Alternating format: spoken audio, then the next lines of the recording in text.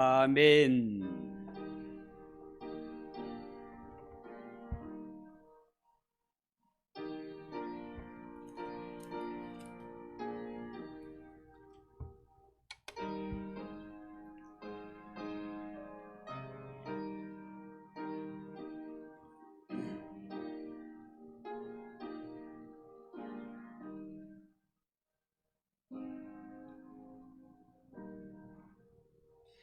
하나님 말씀 구약성경 스바냐 1장 7절에서 13절입니다.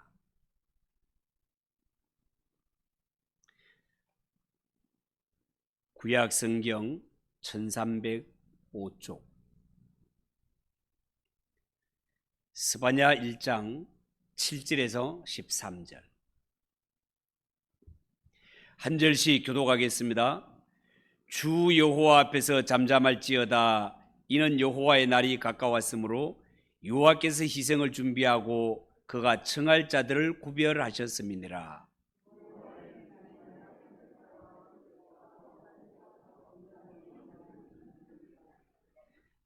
그날의 문턱을 뛰어넘어서 포악과 거짓을 자기 주인의 집에 채운 자들을 내가 벌하리라.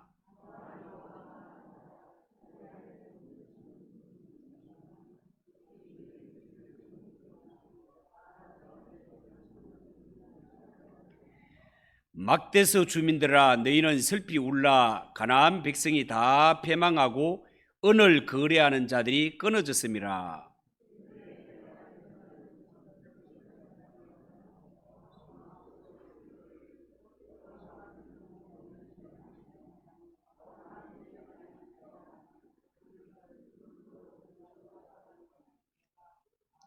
같이 읽읍시다. 그들의 재물이 노략되며 그들의 집이 황폐할 것이라. 그들이 집을 건축하나 거기에 살지 못하며 포도원을 가꾸나 그 포도주를 마시지 못하리라. 아멘. 하나님 아버지 감사합니다. 오교구의 찬양을 받아주시고 우리가 하나님 앞에 찬양하고 예배 드릴 수 있는 것이 얼마나 큰 은혜인 줄 알고 늘 하나님 앞에 예배하며 기쁨과 감사 속에 찬양하며 살아가는 우리 성도들이 되게 하옵소서. 부족한 자가 말씀을 전하오니 하나님 오셔서 우리의 길을 열어주시고 마음의 문을 활짝 열어주셔서 말씀이 나를 향한 말씀이 되게 하시고 나를 깨뜨리고 나를 은혜받게 하는 귀한 말씀이 되게 하옵소서. 예수님의 이름으로 기도하옵나이다. 아멘. 자, 오늘 이 말씀을 가지고 나 여호와가 말하노라, 나 여호와가 말하노라, 그런 제목으로 말씀을 전하겠습니다.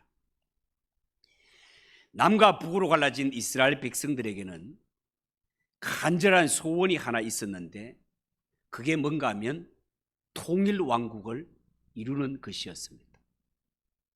이 이스라엘 백성들은 생각하기를 하나님이 정하신 때가 되면 이스라엘을 괴롭히는 모든 이방 족속들, 하나님께서 이 이방 족속들을 다 멸하시고 이스라엘 백성들을 해방시켜 통일 왕국을 이루어질 것이라고 믿었고, 이렇게 원수들을 멸하고 하나님의 백성들은 통일 왕국을 이루는 그날을 가리켜서 스바냐는 여호와의 날이라고 기록하고 있습니다. 당시에는 이스라엘 백성들이 바로 이 회복될 날, 통일될 날, 이 여호와의 날에 대한 소망이 전 국민들에게 널리 퍼져 있던 상태였습니다.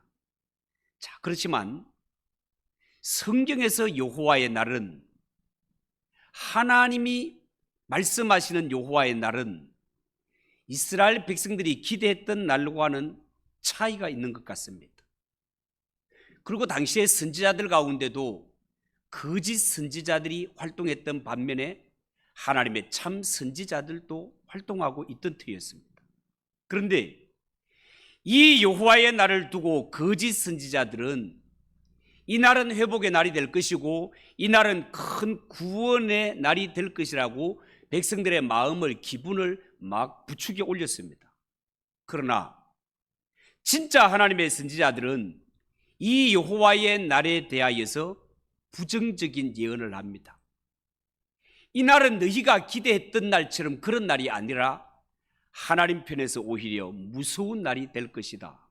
구체적으로 말하면 여호와의 날은 결코 너희가 말하는 대로 통일의 날이 되지 않고 오히려 너희들에게는 어둡고 캄캄한 절망의 날이 될 것이다 라고 하나님의 참 선지자들은 이런 메시지를 전하였습니다. 스바냐 선지자가 말씀을 전하던 당시 그때는 거짓 선지자들도 많이 활동하고 있었고 거짓 선지자들은 바로 이 여호와의 날에 대해서 희망적이고 긍정적인 이러한 메시지를 넘치게 전했단 말이죠.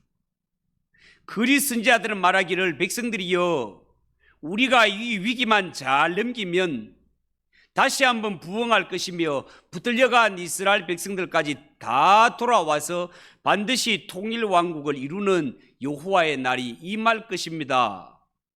그렇게 전하였습니다. 그렇지만 스바냐 선지자는 주 여호와 앞에서 잠잠할지어다 라고 모든 메시지를 일축시키는 것을 볼 수 있습니다. 우리가 지난주에 잠깐 언급을 했습니다마는 이 하나님의 도성인 예루살렘 성이 멸망받을 때, 심판받을 때 그 심판의 대상들이 누구라고 했습니까? 8절 9절에서 가르쳐 줍니다. 8절 9절 여호와의 희생의 날에 내가 방백들과 왕자들과 이방인의 옷을 입은 자들을 벌할 것이며 그날에 문턱을 뛰어넘어서 포악과 거짓을 자기 주인의 집에 채운 자들을 내가 벌하리라. 하나님의 참 선지자의 메시지였습니다. 여호와의 심판의 날이 되면 하나님이 심판하실 대상 방백들과 왕자들과 이방인의 옷을 입은 자들 심판의 대상이라고 밝히고 있습니다. 여러분 여기에 방백들과 왕자들 이방인의 의복을 입는 자들은 공통점들이 당시에 다 부유한 자들, 부자들이었습니다. 그런데 하나님은 이스라엘의 부유한 자들, 그들이 하나님의 심판의 대상이 될 것이라고 밝히고 있습니다. 여러분 왜 유대 땅의 귀족들, 왜 이 부자들이 이방인의 옷을 입고 있을까요? 당시에 이 부자들은 외국에 나갈 기회가 많이 있었다는 것입니다.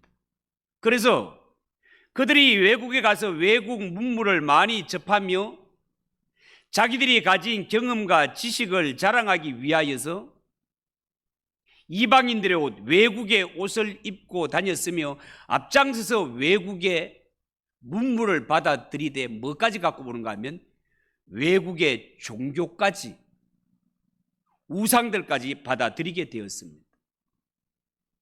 여러분 솔로몬 왕이 얼마나 지혜의 왕이었을까마는 그러나 솔로몬 왕 이후에 유다의 왕들은 정략 결혼하기를 좋아합니다. 다른 이방 나라의 공주를 부인으로 맞이하기를 좋아했단 말이죠. 그런데 이것을 성경 전체적인 입장에서 보면 이러한 것들이 이스라엘을 타락시키는데 원인이 되는 것을 볼 수 있습니다. 왜요? 이 외국 공주들이 시집을 올 때 몸만 오는 것이 아니라 그 나라에서 섬기는 우상을 함께 가지고 들어왔기 때문에 그렇습니다. 우상을 가지고 들어왔을 뿐만 아니라 왕과 자기 사이에 태어나는 이 자녀들을 엄마가 이방인들의 교육을 시켰단 말이죠. 그래서 유다의 왕자들은 어머니의 풍습대로 이방 나라의 옷을 입고 다녔다 그 말입니다. 이처럼 하나님의 백성이라고 하는 유다 백성들, 그들을 타락의 조장에 앞장섰던 사람들은 일반 평민이 아니라 귀족들과 왕족들, 요즘 말로 하면 세상적으로 잘 나가는 자들, 이러한 자들이 하나님의 백성들을 타락시켰단 말이에요.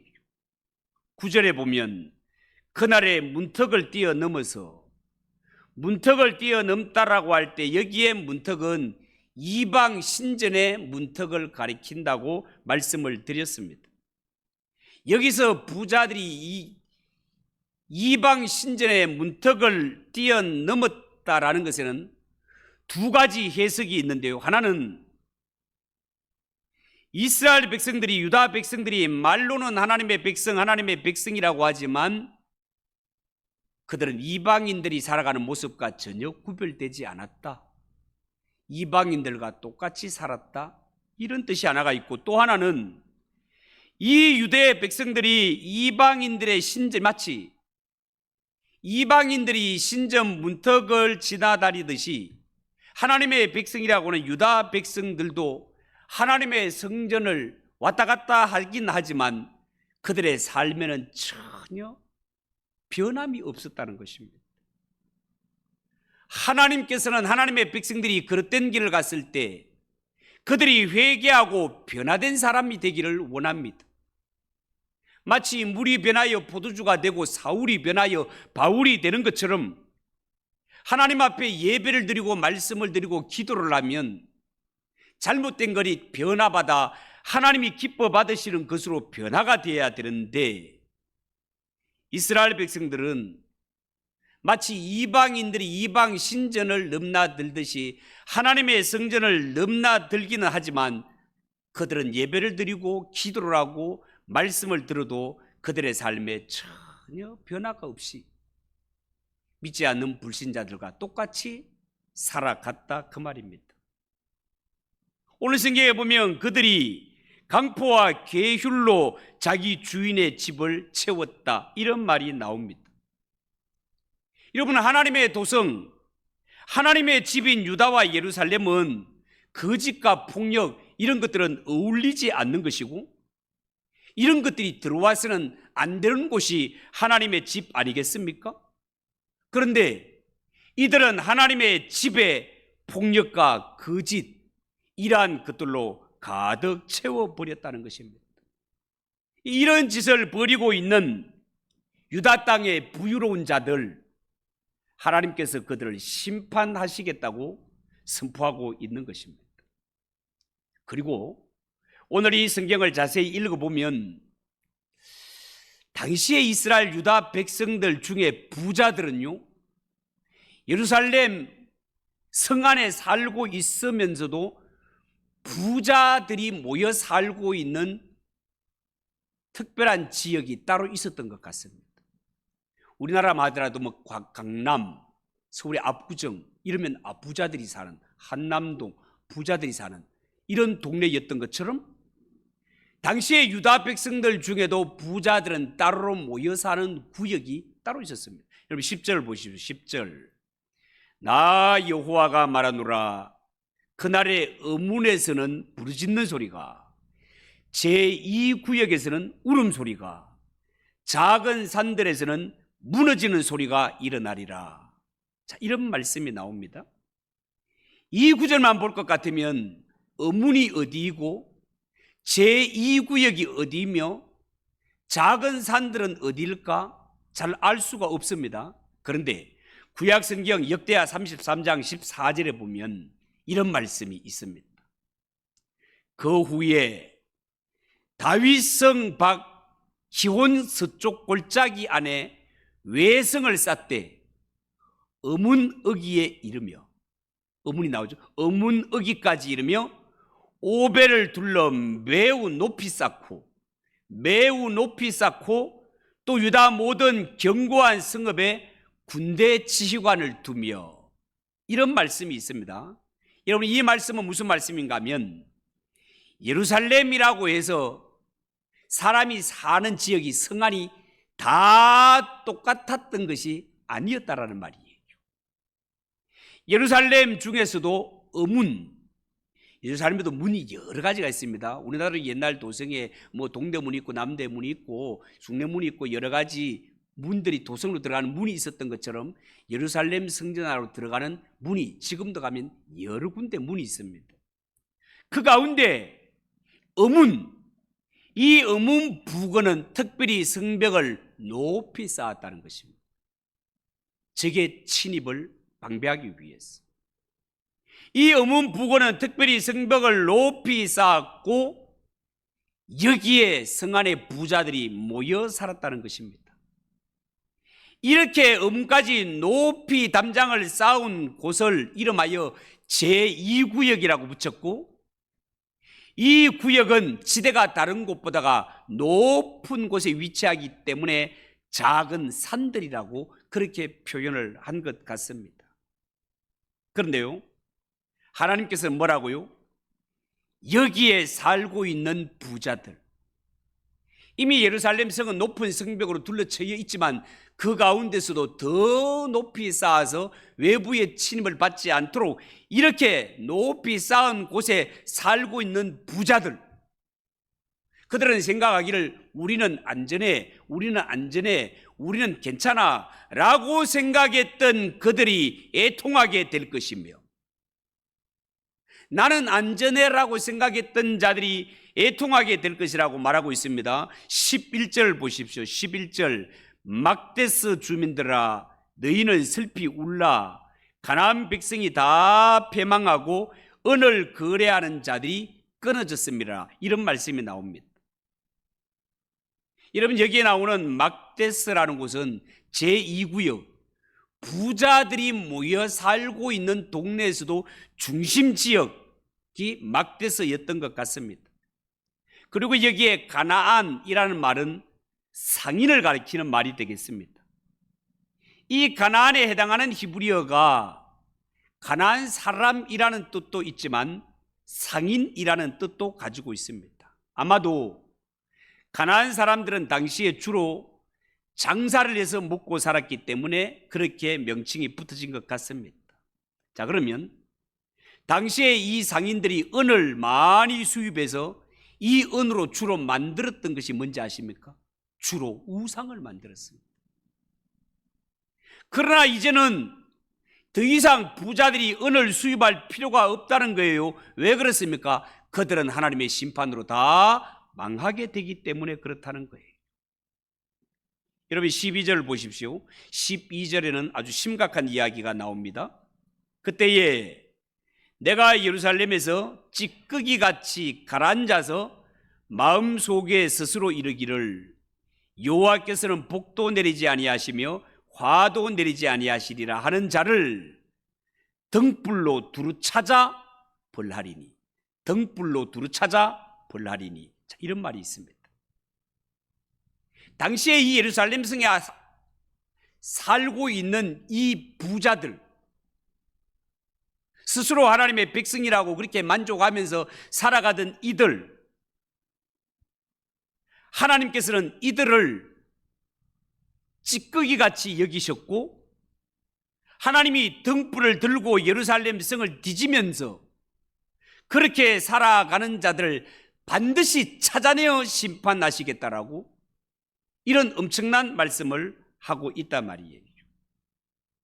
여러분, 성경을 보면요, 하나님은 거룩해야 할 하나님의 도성이 죄로 말미암아 더럽혀졌을 때 하나님의 도성이라 하더라도 예루살렘을 대청소하신 적이, 심판하신 적이 여러 번 있습니다.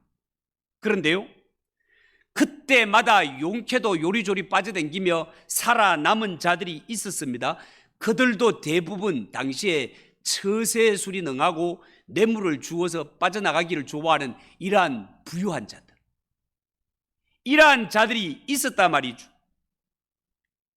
아수르가 쳐들어오고 바벨론이 쳐들어와도 돈으로 매수해서 요리조리 미꾸라지처럼 빠져다니던 이러한 자들도 있었단 말입니다. 그렇지만 오늘 이 성경 12절 말씀에 보면 하나님께서 그들을 향하여 너희들이 지금까지는 용케도 요렇게 저렇게 피해 다녔지만 그러나 이번의 심판은 너희가 절대로 피하지 못할 것이다. 왜? 하나님께서 내가 등불을 들고 돌아다니면서 이 찌꺼기 같은 자들을 다 찾아내서 심판하실 것이기 때문이다 라는 말씀을 전하고 있는 것입니다. 여러분, 오늘 이 성경에 찌꺼기 같은 자, 이 찌꺼기 같은 자들은 특징이 하나님보다가 돈을 더 믿고 사는 자들입니다. 그들의 삶에 있어서 하나님이 중요한 것이 아니라 물질이 훨씬 중요하게 여기는 자들입니다. 여러분, 한때 우리나라에도 유전무죄, 무전유죄라는 말이 유행했던 적이 있지 않습니까? 돈 있고 힘 있는 사람은 아무리 죄를 지어도 아무도 건드릴 수 없단 말이죠. 아무리 경찰이 동원되고 검찰이 동원된다 하더라도 남 모르게 뇌물을 많이 써서 요리조리 잘 빠져다니던 이러한 사람들이 이 땅에도, 아니 어느 땅에도 다 존재하기 마련이다 말이죠. 그러한 자가 오늘 이 성경에 나오는 찌꺼기 같은 자들이란 말입니다. 그런데 지금까지 그렇게 용케 이 세상 사는 동안에 피해 다녔다 하더라도 하나님의 심판이 시작될 때는 하나님이 등불을 들고 찾으셔서 한 사람도 예외 없이 반드시 심판하시겠다라는 것이 하나님의 말씀이다, 그 말입니다. 하나님이 마음 먹고 등불을 들고 찾으시는데 그 앞에 피할 자가 어디에 있겠습니까? 여러분, 오늘날 이 땅에 살아가는 모든 사람들은요, 특정한 날을 기다리며 살아갑니다. 예를 들어 결혼을 앞둔 이러한 처녀 총각들 같으면 결혼식 날짜를 기다립니다. 취업을 기다리는 이러한 취업 준비생들은 어느 대기업에서 어느 사업체에서 얼마를 구한다는 이러한 광고가 나오기를 기다리며 살아갑니다. 학교를 다니며 대학을 다니고 공부하는 이러한 자들은 졸업하고 학위를 받을 날을 기다리며 살아갑니다. 하다못해 적금을 들고 이렇게 적금을 붓고 있는 분들은 빨리 만기일이 되어서 돈을 찾을 날을 기다릴 것입니다. 고향을 북한에 두고 있는 실향민들은 빨리 통일될 날을 기다리겠죠. 이 모든 사람들이 특정한 날을 정해놓고 기다리는 그 날이 그들 나름대로는 정말 내 인생에 중요한 기다림이겠지만, 우리 예수 믿는 성도들, 예수 믿는 성도가 아닌 이 세상 모든 사람이라 하더라도 모든 사람에게, 특별히 예수를 믿는다는 성도들 앞에서는 진짜 중요한 날이 언젠가 하면은 하나님 앞에 서는 날입니다. 하나님 앞에 서야 할 날. 이 날은 개인적인 날이 될 수도 있고 단체적인 날이 될 수도 있습니다. 죽음이 내 개인으로 찾아올 수가 있는가 하면 동시다발적으로 찾아올 수. 하와이를 저는 안 가봤습니다만 얼마나 관광지로 유명하겠습니까? 근데 그곳에 불이 나서 지금 완전 재앙이 되고 있지 않습니까? 얼마나 많은 사람이 지금 목숨을 잃었습니다. 이렇게 죽음이라는 거, 하나님 앞에 서야 할 날은 내 개인에게 혼자 찾아올 수도 있지만 집단적으로 찾아올 수도 있다, 그 말입니다. 여러분, 이 세상 곳곳에서 일어나는 이러한 모든 재앙들, 이런 재앙으로 사람들이 목숨을 잃는 이러한 모든 것들은 최후에 하나님이 행하실 이런 심판에 비하면 예고편에 불과한 것입니다. 모든 인생은 반드시 하나님 앞에 서야 할 날이 있는데, 그렇다면 반드시 모든 사람이 하나님 앞에 서야 할 날이 있다면 우리는 과연 하나님 앞에 설 날을 준비하고 있는가 하는 것입니다. 준비되었느냐는 거예요. 우리가 혹시 예수를 믿는다 하면서도 마치 우리가 사는 것이 이 세상이 전부인 줄 알고 세상 사람들에게 인정받고 이 세상에서 남부럽지 않게 산다면, 그것이 성공이라고 생각하고 살아간다면 그것은 인생의 크나큰 착각입니다. 절대로 예수 믿는 성도들은 오늘 이 성경에 나오는 찌꺼기 같은 사람이 되어서는 안 됩니다, 여러분. 그냥 성전 문지방만 뛰어 넘어다니는 이러한 사람이 되어서는 안 됩니다. 하나님이 원하시는 건 뭐라고요? 변화받는 것을 원하십니다. 물이 변하여 포도주가 되고 사울이 변하여 바울이 되듯이 우리가 하나님께 예배를 드리고 말씀을 듣고 하나님 앞에 기도하는 자라면 하나님 앞에 서야 할 날이 있다는 사실을 분명히 명심하고 이 땅에 살아있는 동안, 목숨 있는 동안 변화받는 사람이 돼야 된다, 그 말입니다. 하나님의 말씀으로 다듬어지는 인생이 돼야 된다, 그 말이에요. 여러분, 하나님이 우리를 향하여 원하시는 것은 단순히 이 세상에 죄 안 짓고 살아가는 그 정도만이 아니라, 하나님은 하나님의 집에 강포와 계율 대신에 정직과 거룩함으로, 사랑과 온유함으로, 겸손함으로 채우기를 원하신다, 그 말입니다. 그러나 당시에 유다의 특별히 귀족들, 이 부유로운 자들이 하나님의 집을 뭘로 채웠다고요? 강포와 계율, 거짓으로 가득 채웠단 말이죠. 이것이 하나님의 진노를 불러오는 원인이 되었다는 것입니다. 여러분, 우리가 오늘 이 성경에 부자가 심판받는 이러한 말씀을 들을 때, 그러면 우리 예수 믿는 성도들은 이 땅에 살아가면서 절대로 부자가 되면 안 되겠다, 제가 지금 이런 말을 하는 것입니까? 아니에요. 예수 믿는 사람도 하나님의 말씀대로 잘 순종하고 영육간에 복받고 살기를 하나님이 원하십니다. 그런데 중요한 것은, 하나님의 백성들은 부자든지 공부를 하는 학생들인지 어떤 자리에 있든지 간에 한 가지 마음속에 깊은 생각을 하고 갈등을 가지고 살아야 됩니다. 어떤 거? 하나님께서 나에게 은혜를 베푸셔서 내가 살아가기에 풍성한 이러한 물질을 주셨다면, 내가 이 물질 내 일신 잘 먹고 잘 사는 데 목적을 두고 살아야 할지, 아니면 혹시 하나님께서 주위를 돌아보아 나보다 못한 자를 구제하며 하나님의 사랑을 전하며 살라고 하는지, 내 마음속에 갈등을 가지고 살아야 됩니다. 학생들 같으면 주일도 주님의 날인 것을 알지 못하고 일주일 내내 도서관에 가서, 학교에 가서 공부만 하는 것이 정말로 최고인지, 아니면 주일이 되면 하나님 앞에 예배를 드리고, 그리고 내가 학생의 입장이지만 정말 주일학교나 이런 구석구석에 들어가서 섬길 곳이 없는지를 살펴봐야 되는지, 마음속에 갈등을 가지고 살아야 된다, 그 말입니다. 그리고 우리의 마음속에 이러한 선한 갈등이 일어날 때 반드시 성령님께서는 우리에게 너는 앞으로 이렇게 살아라, 너는 이렇게 봉사해라 라고 선한 생각, 충동을 우리에게 불러주시는 하나님이시단 말입니다. 절대로 이 일어나는 선한 충동을 강제로 억누르지 마시고, 하나님께서 우리에게 선한 생각을 주실 때는 아멘하고 순종하는 부자, 순종하는 성도, 순종하는 학생이 되어 보라는 것입니다. 여러분, 명심하십시오. 우리가 이 땅에 살아갈 때 빈손으로 와서 얻은 것이 있다면 모두가 하나님이 주신 은혜요, 하나님이 주신 축복이라는 사실을 믿으시기 바랍니다. 오늘 이 성경에 심판받는 자들은 그렇게 많이 성전을 넘나들었지만 삶에는 변화가 없이 그들로 인하여 그들이 들고 가는 곳곳마다 강포와 계율을 가득 채웠던 자들이 심판의 대상이었습니다. 하나님은 하나님의 백성들이 성전을 나설 때 가장 요구하는 것이 변화를 받는 것입니다. 예배를 드리는 만큼 우리의 삶이 거룩해지기를 원하시고, 하나님의 말씀을 듣는 만큼 하나님의 사랑을 실천하며 주께 영광 돌리는 삶을 살기를 원하신다는 사실을 여러분 꼭 기억하시고, 나는 정말 변화받은 사람인가? 하나님 앞에 서야 할 날이 있다고 했는데 그 서야 할 날을 위해서 신앙을 잘 준비하고 있는가를 늘 확인하면서 하나님 앞에 신앙 준비를 잘해가는 저와 여러분 되시기를 주님의 이름으로 축복합니다. 기도하겠습니다. 하나님 아버지, 은혜를 감사합니다. 하나님, 우리는 반드시 하나님 앞에 서야 할 날이 있습니다. 이 세상을 살아가면서 하나님 앞에 서야 할 날, 이 날을 알지 못하고 살아가는 불신자들이 얼마나 많습니까? 어쩌면 예수 믿는 성도들 가운데도 이 날을 전혀 관심 없이 살아갈 때도 있습니다.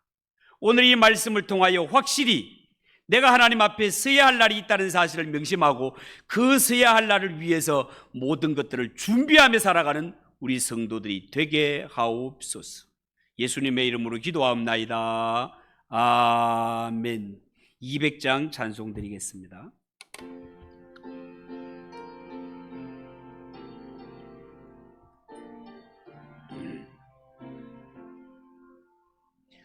달고 묘한 그 말씀, 생명의 말씀이, 귀한 그 말씀 진실로 생명의 말씀이 나의 길과 믿음 밝히 보여주니 아름답고 귀한 말씀 생명샘매로다. 아름답고 귀한 말씀 생명샘미로다. 귀한